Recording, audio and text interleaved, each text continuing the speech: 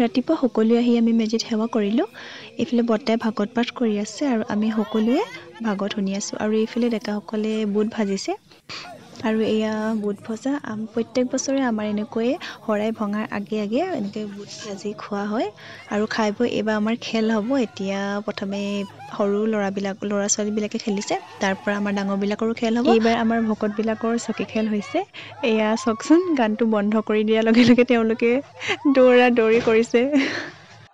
এইফালে বৰ্তা আকৌ স্বাস্থ্যক লৈ বহুত কনচিয়াছ। তেওঁ দেখিছেনে খোজবিলাক গৈ তেওঁলোক তিনিওজনমান একেখন চকীতে বহি দিছে। এইফালে শেষত চাওকচোন, দুইজনে সৰু ল'ৰাৰ দৰে লাগি আছে। আকৌ বৰ্তাই এইফালে ভাওনা পাৰ্টো কৰি আছে। তাই আকৌ চকীখনকে লৈ গুচি গৈছে।